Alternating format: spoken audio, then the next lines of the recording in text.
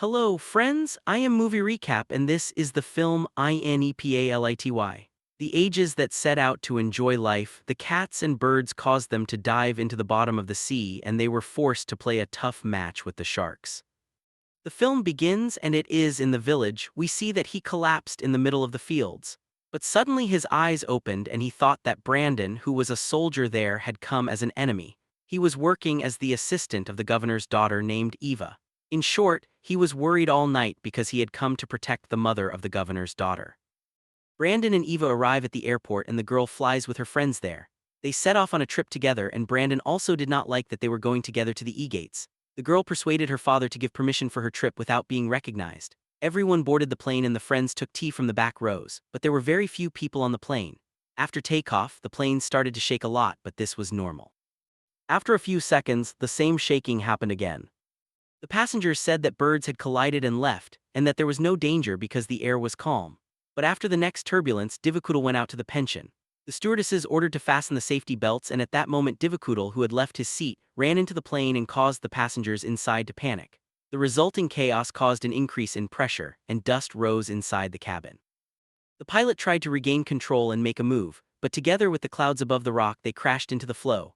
The plane finally crashed into the sea at high speed and started sinking. Meanwhile, the plane that had crashed into the water finally reached the bottom of the sea. Thanks to the fact that the plane nose was submerged, its tail part did not fill with water, and its friends and passengers on board remained trapped. This was a disaster. Among the survivors were Brandon, Rosa, and her bull, who safely reached the shore. Rosa asked about her grandfather's condition, and Brandon said with sorrow that he had died. As the chaos began, Brandon decided to cooperate with colleagues to calm everyone down. Since the air was still calm, they were safe. For this reason, they fastened their belts and secured their seats. Eva checked her phone but saw that there was no connection with the water patient. The clever girl insisted that there was a problem on the plane and that they needed to get outside, but Brandon, not wanting to lose his head in the situation, decided to stay and try to provide help.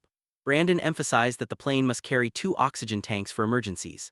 The passengers confirmed that there were indeed 2 oxygen tanks on board, but when inspected they were empty and had been removed.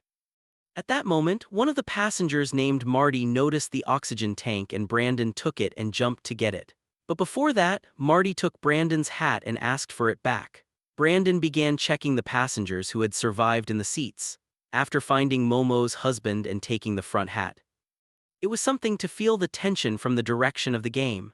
Then the girls found the oxygen tank and inspected the plane's interior and continued searching for something. Meanwhile, the chaos intensified as many sharks appeared, but luckily they could not fit inside the cabin. At that moment, the movement in the water was seen from above. Something from the netology started to worry. Brandon returned after a long time but ordered the survivors not to move and showed his serious injuries. He gave the hat and oxygen tank to Eva and apologized, but then a shark pulled him sideways, and the survivors who saw this panicked. The frightened people entered the service cabin, and Brandon decided not to ask for help anymore. It was because they were actually tracking them. At that moment, a helicopter flew nearby and proved this. When tracking, it turned out that the governor's daughter was also on this plane. At that moment, the survivors heard a shouting sound from the village, and the plane started moving for a while. This showed that they had reached the shore. Panic began, and Danila opened the oxygen tank brought by Brandon. Then the girl turned red. Then the plane started moving sideways, and the sharks began to gather at the illuminators near them. Rosa began to be very afraid of this, and Eva told her she should not be afraid and assured them they would be rescued. The people on the helicopter still could not find anything. The lack of survivors caused difficulties in searching. The survivors stayed on the water surface for 2–3 hours at night. Suddenly, the sound of metal scraping was heard again, and a milky tone began to approach, and they thought they could not go far. The plane suddenly descended and started to sink again and was seen near the rocks and stopped in the water. The people inside did nothing but because of the sinking. The water was very cold. The group that wanted to avoid going too far insisted on getting off the plane, but before that they needed to find a way to get rid of the sharks. Rosie remembered that the sharks didn't like noises at school. The second problem was that they could not breathe for so long. At that moment, Kyle remembered the location of several passengers. Daniela remembered those things. But oxygen tanks were either empty or totally missing on the plane. Eva thought these things might be necessary for them, but she did not agree with this idea. The girl started to suffocate and went to the bathroom to relieve herself, but the plane started shaking again. At that time, the helicopter had only 15 minutes of fuel left. At that moment, they realized the plane was stuck and the divers started to dive to find the plane underwater. They found the plane without difficulty and the survivors began to give them attention. After the divers completed the plane inspection, there was a fire on board, and everyone was busy rescue operations when a shark appeared and caused panic. The diver looking backward saw nothing but the shark's tail. Suddenly terrifying sounds began to be heard and the people looking at the mirror saw the injured leg of a diver. Another diver tried to get out to the corridor but could not. For this reason, it was assumed that he had died. Meanwhile, the helicopter's fuel was running out, so the passengers had to return immediately. While the divers were dying, they said they needed to take oxygen tanks. The cold. Jake got up and tried to stand nearby but slipped and fell.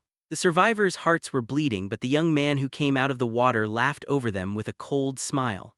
But to say the result of the game, the shark that came to the shore also caught him with its tail. While Jake was struggling for his life, the survivors grabbed his arm, pulled him out of the water, and saved him. Now, seeing his bad condition, he could no longer endure the pain and started to cry. At this point, Eva decided to take the oxygen tanks and go herself. Danila opened the cargo hold, which was full of water, but Eva was still determined. The signal flare was also used to start checking their status. At this point, it was something to notice.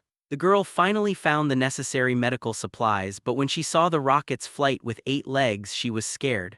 The crew began to take care of the girl, but luckily they returned home safely. They changed into diver suits and masks, but only 4 people remained.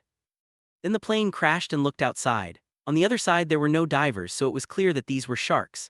The people looking at the center saw that Jake had run away. Eva, feeling hopeless, wanted to encourage his heart, but Marty stopped him and asked him to look at the truth. The plane started to descend again, but this time it stopped quickly. The pilot cabin was broken and the anchor was lowered slowly.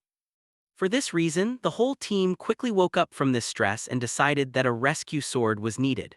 There was no other way. Rosa decided to use small oxygen tanks for the rescue sword.